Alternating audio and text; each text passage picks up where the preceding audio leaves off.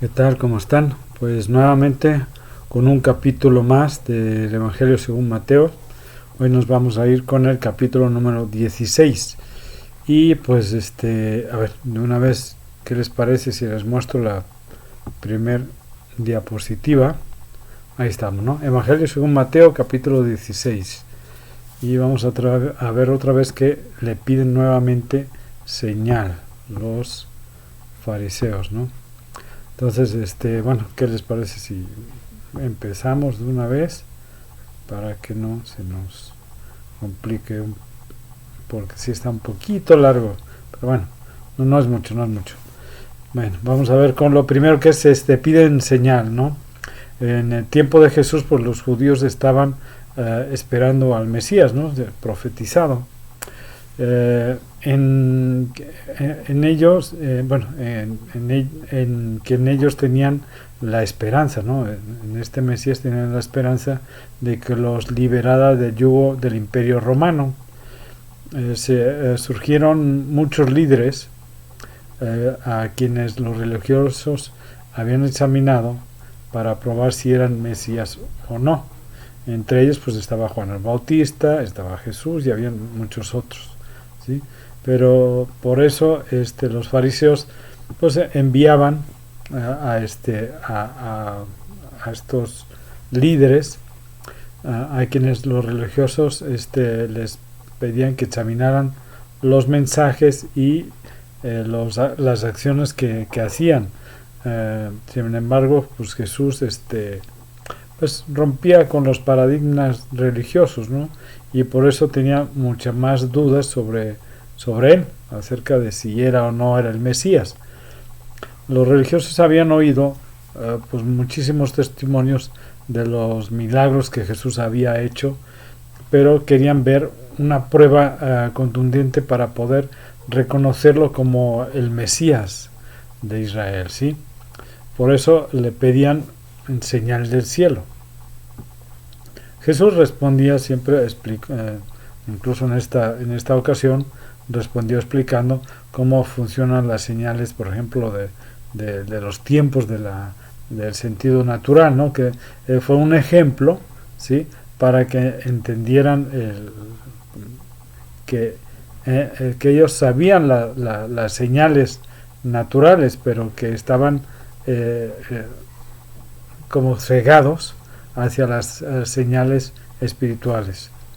Jesús usa este ejemplo de la naturaleza para enseñar que en el ámbito espiritual también hay señales. De principio, desde el principio al fin, podemos decir, desde el principio al fin de la Biblia, encontramos señales que Dios envió como un mensaje para su pueblo. Tal como, por ejemplo, el arco iris, cuando Noé, que era el pacto que hizo Dios en ese momento con la humanidad, ¿sí? Esto lo vemos en Génesis 9, ¿no? Eso es un pequeño ejemplo de todos. Hizo también con Moisés, con Abraham, ¿sí? Acuérdense, la circuncisión es un pacto.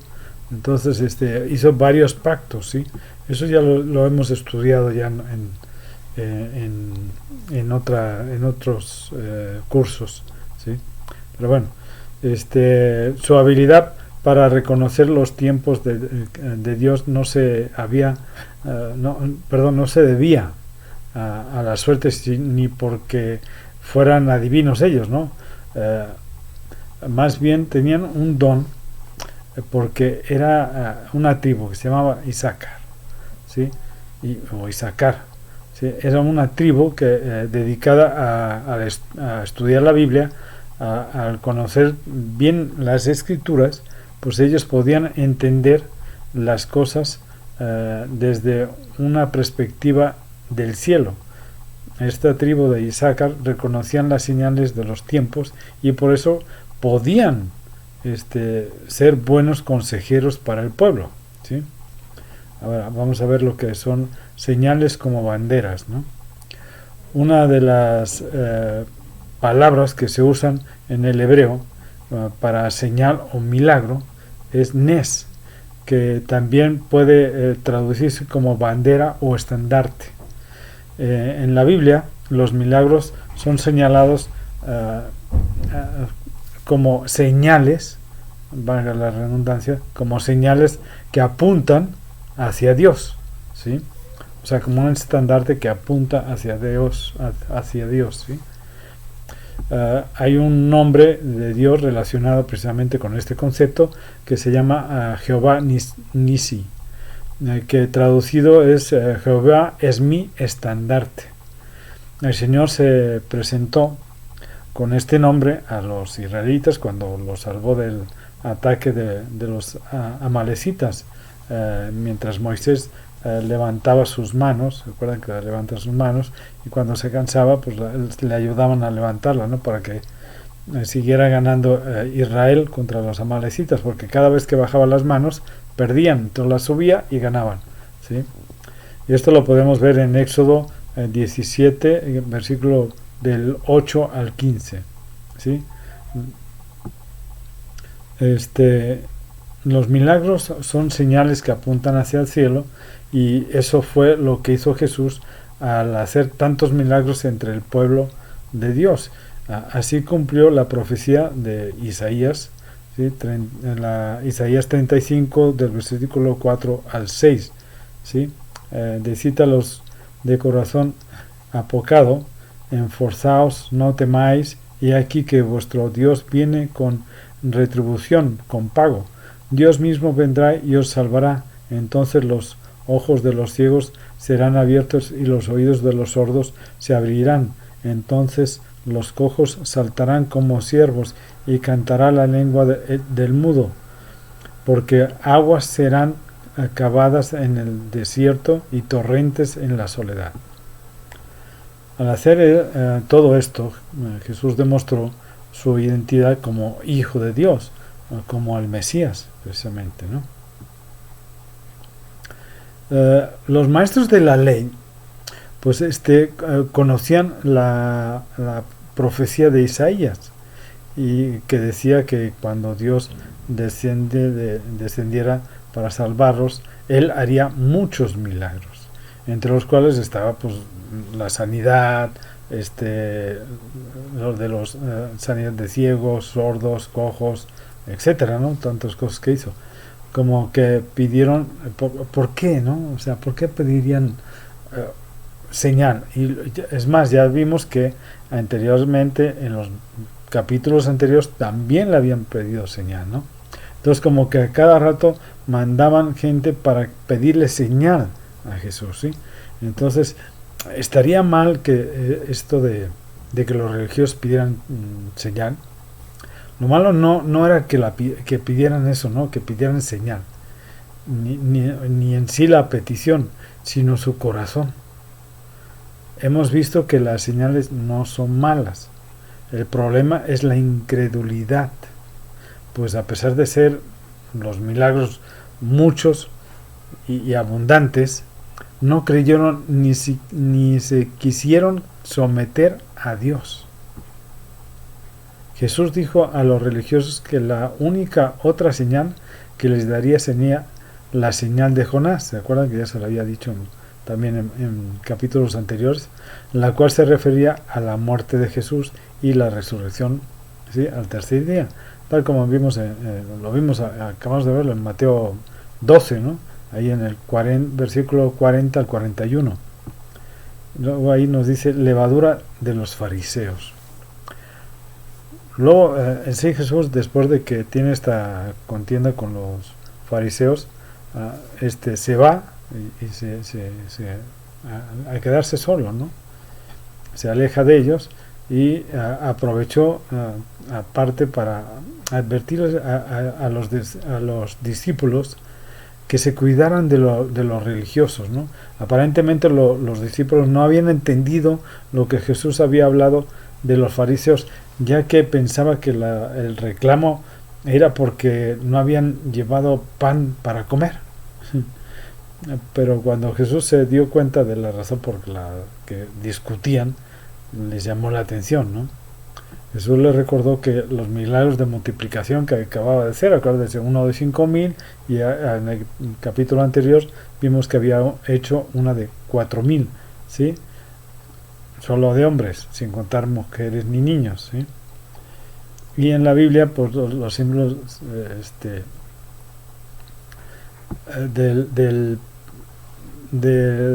lo que es la levadura, significaba lo que la mala interpretación o lo que eran las disposiciones de los hombres, o sea, todo lo que habían añadido a la palabra de Dios los fariseos era lo que estaba leudando, o sea, lo que estaba contaminando la misma palabra y a las personas, ¿sí?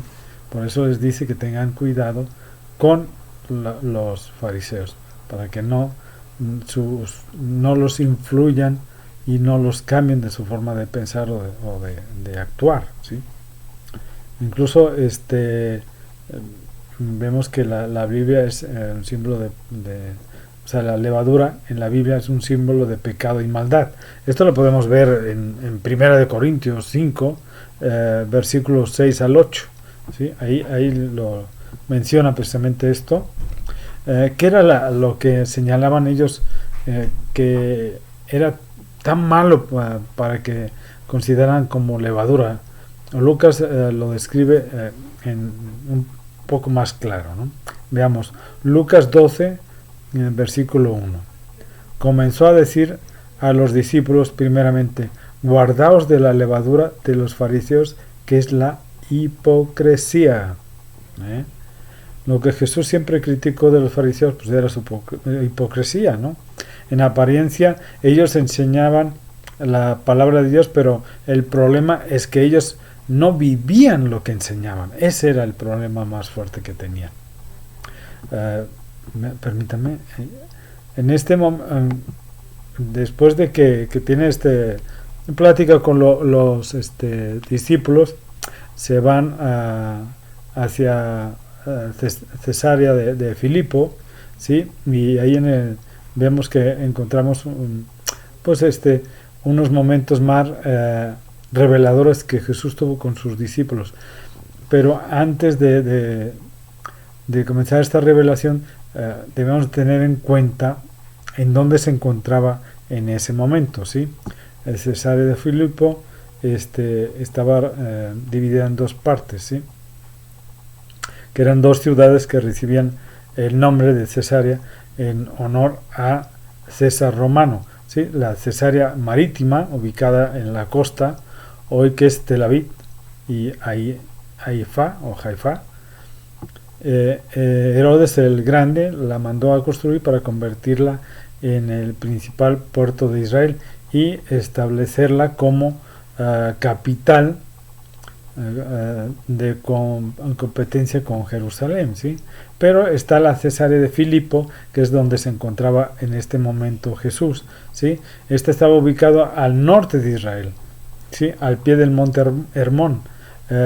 Lleva el sobrenombre de Filipo porque fue Filipo, hijo de Herodes el Grande, quien la amplió y la construyó. Cesarea de Filipo es importante en Israel porque allí se encuentra el nacimiento del río Jordán. Ahí es donde nace, ¿sí? Y es la principal fuente precisamente de este monte, ¿sí? Ahí en este monte, ahí empieza, las aguas descienden, ¿no? Del monte, y ahí se forma lo que es el río Jordán, ¿de acuerdo? Entonces vemos que esto, además de la lluvia del cielo, ¿sí? El Deuteronomio 11, versículo 11 al 15, ¿sí? Las fuentes de agua para Israel, ¿sí? Era la principal fuente de agua de Israel.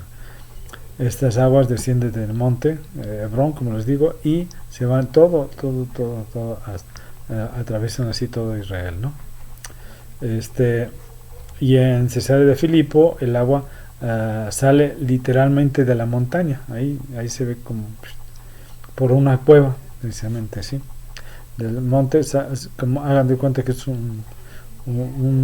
como si una fuente que sale de un río subterráneo, y ahí como ahí sale, ¿no?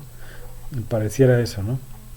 Pero hay un lado oscuro de este sitio, ya que históricamente pues este sitio ha estado vinculado con la idolatría, ¿sí? Los cananeos, precisamente, allí hicieron un altar a Baal, y luego los griegos lo dieron al lugar el nombre de Panías, luego Banías, ¿sí? Le cambiaron los nombres, pero bueno, es un poquito de historia para ubicarnos y realmente darnos cuenta que realmente ahorita en este lugar, si cuando estaba, se acuerdan que estaba en la parte norte en el desierto, sí, junto a unos montes que en el capítulo anterior, sí, lo vimos que estaba predicando y muchos habían sido sanados y todo esto, que mucha gente lo seguía, y estaba por Decápolis, si se acuerdan. Okay, en este momento se va hacia el Hermón, pero también está dentro del área donde aún hay más gente que no es judía, ¿sí? Mucha más gente. Entonces ahí pues también es cosa de que veamos la situación, ¿no? O sea, estaba haciendo milagros para los gentiles. ¿Sí? Okay, a pesar de que él había venido para las ovejas que se habían perdido del pueblo de Israel, pero también estaba llegando hacia los gentiles, o sea, los no judíos, ¿sí? Ahora dice, les pregunta a los discípulos, ¿no? ¿Quién dices que soy, no? Es extraño pensar que Jesús haya llevado a sus discípulos hasta Cesarea de Filipo, pero como podemos suponer, siempre hay un propósito en todo lo que él hacía. ¿Sí? Esto, digo, es notorio, ¿no? Al llegar a ese lugar, Jesús les hace esta pregunta, ¿no? O sea, ¿quién dicen que soy yo, no? Entonces, o sea, el hijo de hombre, bueno, él dice el hijo del hombre. Acuérdense que él siempre se refería a él como el hijo del hombre, Ben Adam, ¿sí? Que es la expresión que se utiliza también para referirse al ser humano, pues todos somos descendientes de Adán, ¿sí? Sin embargo, esta frase también está relacionada con la división de Daniel, que apunta claramente hacia el Mesías. En Daniel 7, del 13 al 14. Ahí lo podemos encontrar, ¿sí? Entonces, los discípulos le dijeron lo que la gente pensaba de él, ¿sí? O sea, unos pensaban que era Juan el Bautista, otros, o sea, los que decían que era Juan el Bautista, no, me imagino que no lo habían visto, que en el mismo tiempo estaban los dos predicando, ¿no? Pero bueno, otros decían que era Elías, otros decían que era Jeremías, otros que era otro de los profetas, ¿no? Pero después Jesús le dice, bueno, ¿y vosotros? ¿Vosotros quién decís que soy yo? Entonces en ese momento, ¿no? O sea, es creo que de los capítulos también más estudiados, ¿sí? Entonces Pedro, si se acuerdan de Simón Pedro, ¿sí? Él le dice, no, tú eres el Cristo, el Hijo de Dios viviente. La palabra Cristo viene del griego, ¿sí?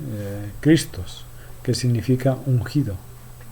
El equivalente del hebreo es Mesías o Mashiach, ¿sí? Es la figura de la que hablan en las escrituras, ¿sí? Así se le habla. Y se había profetizado que traería salvación y de redención al pueblo de Dios. Jesús le confirmó a Pedro pues que su interpretación era correcta, ¿no? Y le dijo, ¿no? O sea, bienaventurado tú que no, bueno, ahí le dice Simón, hijo de Jonás, porque esto no te lo reveló sangre ni carne, ¿no? Sino mi Padre que está en los cielos. O sea, es una revelación espiritual, no material, carnal, ¿sí? El entendimiento que Jesús es el Mesías y que además es el Hijo de Dios, pues no es una conclusión racional, sino una revelación espiritual, ¿sí? Por eso a tanta gente le cuesta creer que Jesús es el Mesías y que es Dios. No es algo lógico, sino es un asunto de fe.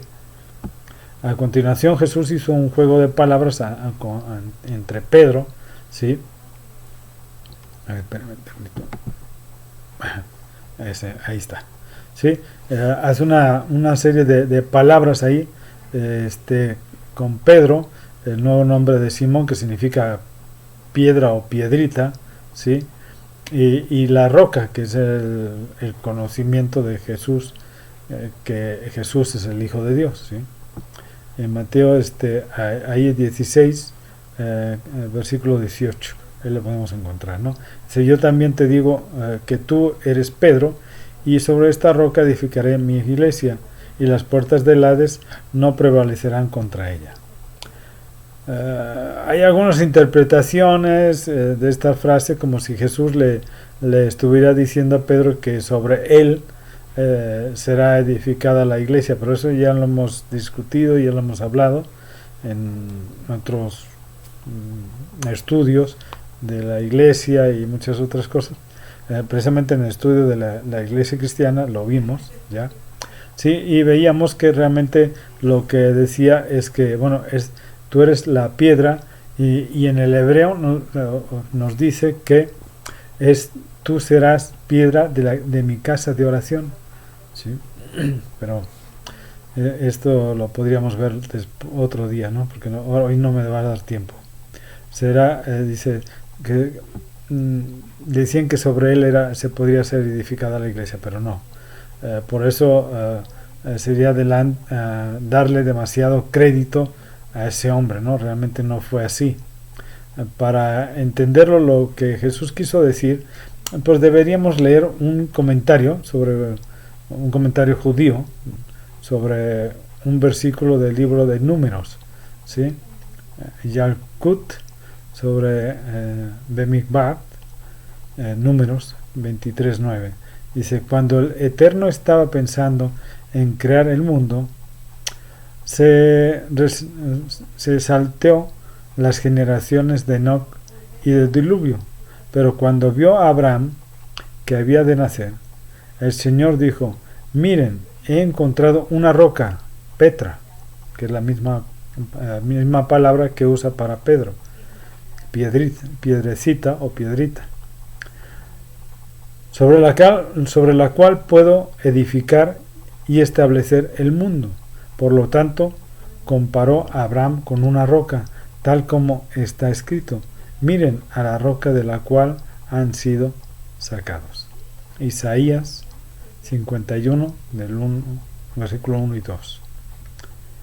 ¿Sí? Es evidente que Jesús es una referencia, pues, más o menos velada de este comentario bíblico, y lo aplicó a la revelación que se estaba haciendo en ese momento, ¿no? El discípulo llamado Simón le fue cambiado el nombre por Pedro, que es el griego Petros, o hebreo Kefas, ¿sí? Esto lo vemos también en Juan 1, del 41 al 42, que significa piedra, porque él tuvo la revelación de Jesús, que Jesús era el Hijo de Dios y el Mesías.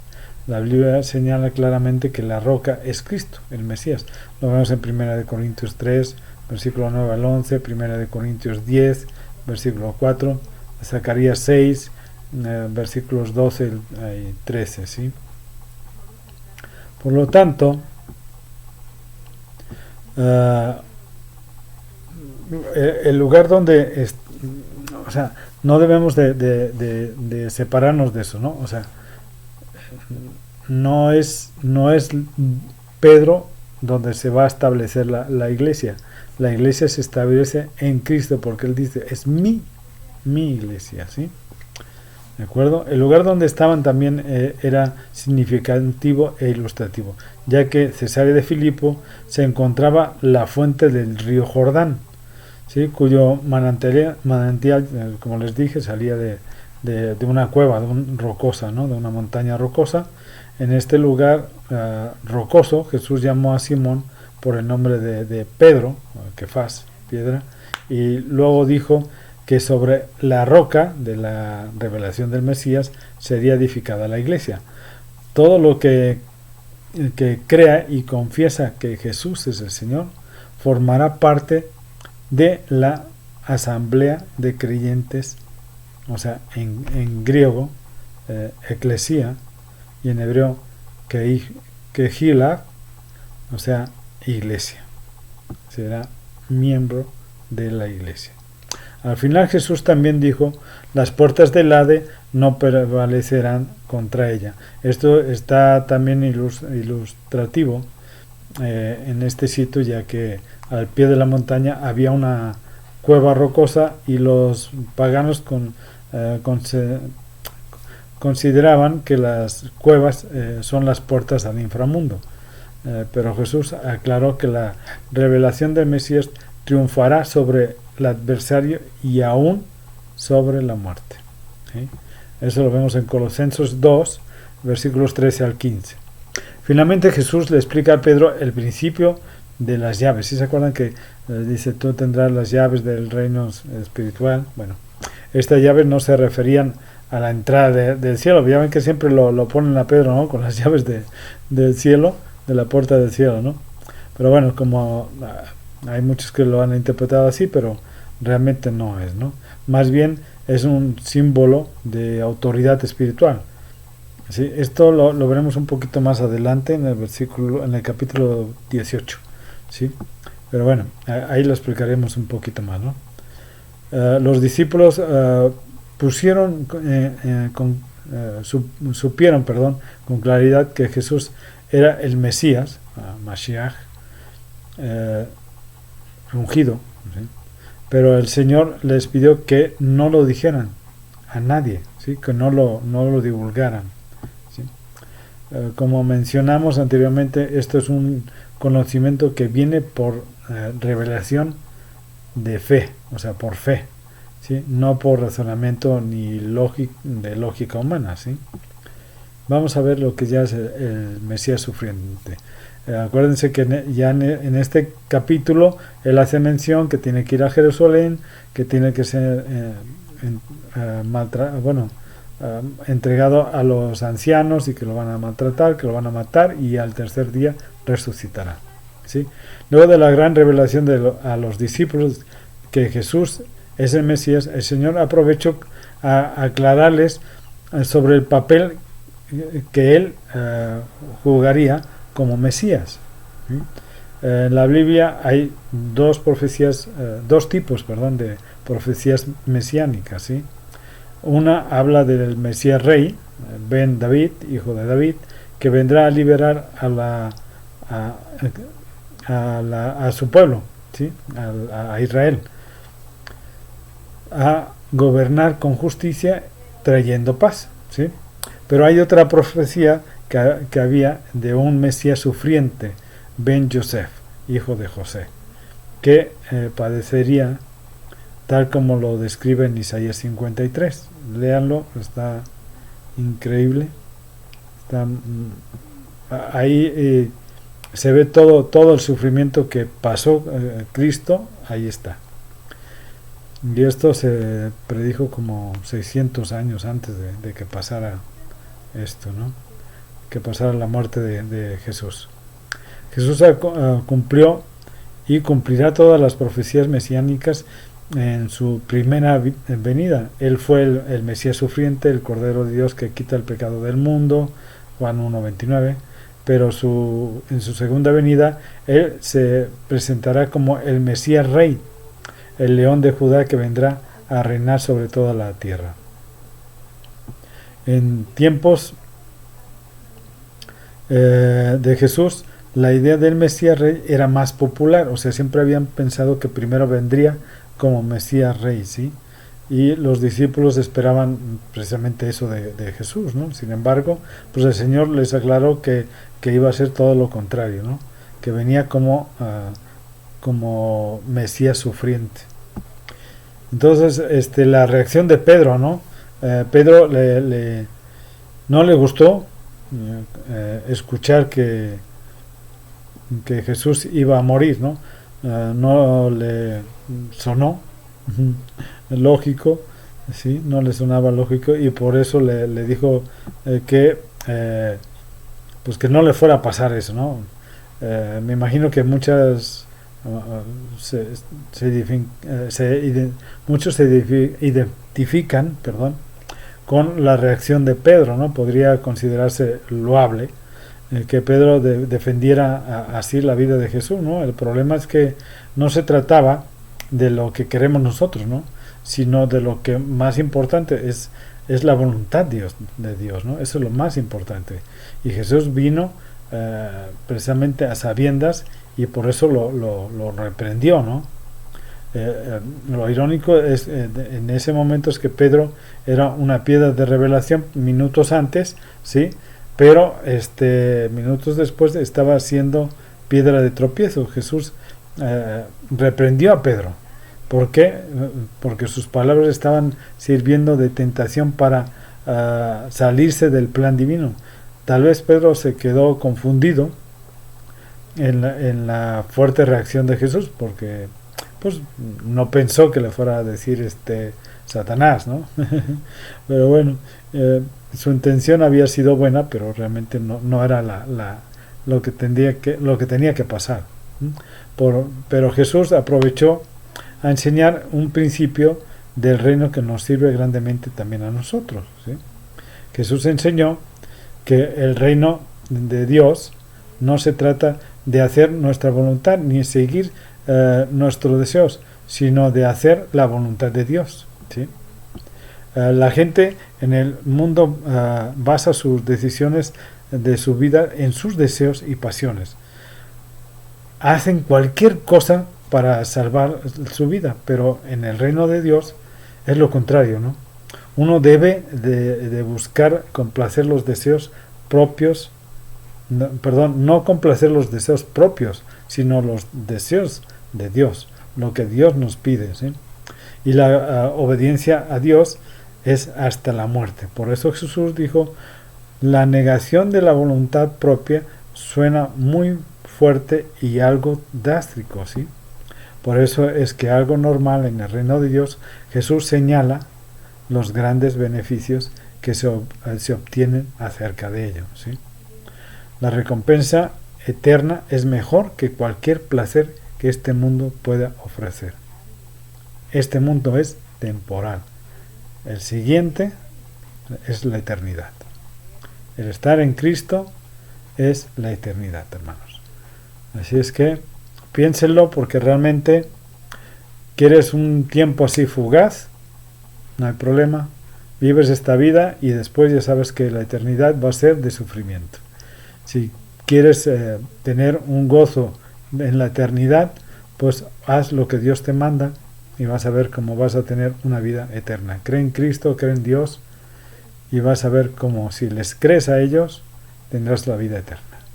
Que Dios los bendiga y que los cuide muchísimo. Nos vemos la próxima semana con el capítulo 17. Que Dios los bendiga. Hasta luego.